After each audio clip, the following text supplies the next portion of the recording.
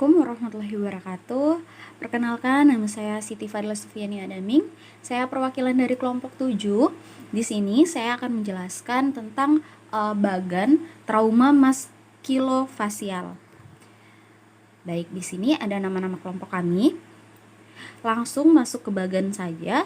Di sini ada trauma maksilofasial, yang dimana trauma ini adalah trauma fisik yang dapat mengenai jaringan keras dan lunak pada wajah. Nah, untuk sebab terjadinya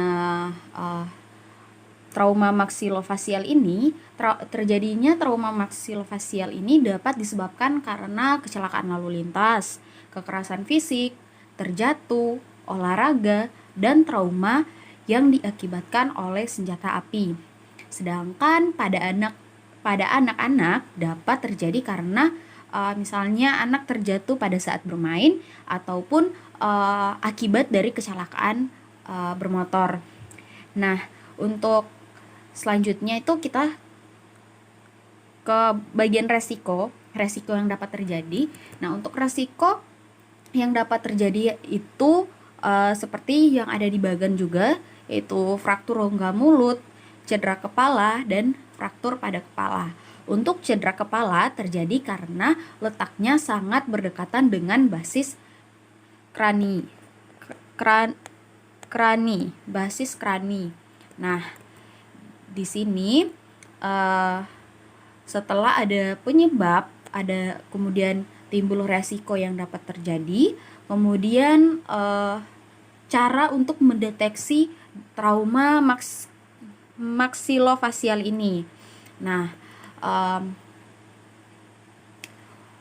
maka dari itu kita perlu mendeteksi secara dini adanya cedera kepala pada pasien fraktur maksilofasial. Itu untuk mengurangi mortalitas dan morbiditas dan untuk meningkatkan hasil perawatan pada pasien dengan fraktur maksilofasial. Nah, kemudian setelah kita sudah melakukan deteksi dini, kemudian kita harus melakukan pemeriksaan klinis, yang dimana yang dilakukan itu seperti pemeriksaan klinis radiologis dan biokimia, yaitu pemeriksaan darah rutin dan gula darah juga telah terbukti berguna dalam memperkirakan prognosis pasien cedera kepala. Nah, masalah yang muncul karena trauma maksilofasial ini yaitu secara klinis itu umumnya temuan yang penting atau kecurigaan adanya cedera kepala itu adanya emesis, muntah, kehilangan kesadaran, atau GCS yang rendah atau Glasgow Coma Scale yang rendah. Nah, di sini setelah ada masalahnya, nah bagaimana kita cara melakukan penanganannya nih? Nah, penanganannya ini kita lakukan dengan penanganan dengan prinsip ABCDE, yang dimana untuk airway itu dilakukan guna untuk mengetahui ada tidaknya kondisi jalan nafas yang terhalang oleh gigi atau lidah.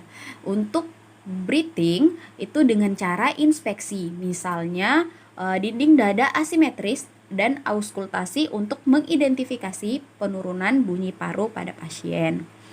Nah, untuk bagian circulation itu dapat dilakukan pemasangan infus NaCl 0,9% dengan 20 tetes per menit. Nah, untuk disability-nya itu untuk menilai status neurologis pasien yang dapat dilakukan dengan GCS tadi, yaitu Glasgow Coma Scale, yang dimana kemudian besar dan reaksi pupil, kemudian tanda laterasi, kemudian motorik mampu mengikuti perintah dan komunikasi verbal yang baik. Nah, untuk bagian exposure ini dengan cara membuka pakaian pasien untuk dilakukan pemeriksaan secara menyeluruh dan bertujuan untuk mengetahui ada tidaknya darah yang keluar dari anus atau dari bagian tubuh yang tertutup oleh pakaian.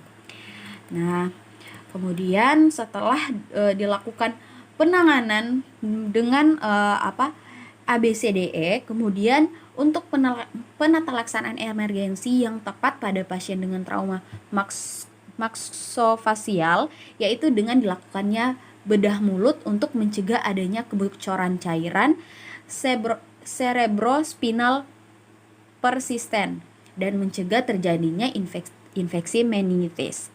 Nah, selain itu, juga dilakukan manajemen luka jaringan lunak dan jaringan keras dengan cara reduction, fixation, dan immobilization yang bertujuan untuk mengembalikan fungsi, bentuk, dan okulasi sehingga pasien tidak melewati second surgery. Nah, mungkin hanya itu yang dapat saya sampaikan mengenai penjelasan bagan tentang trauma maksilofasial ini. Nah, dari penjelasan yang sudah saya berikan tadi, saya persilahkan untuk teman-teman apakah ada yang ingin bertanya mengenai bagan yang sudah ditampilkan di sini. Jika ada yang ingin bertanya, silahkan komentar di kolom komentar. Mungkin sekian dari saya. Terima kasih. Wassalamualaikum warahmatullahi wabarakatuh.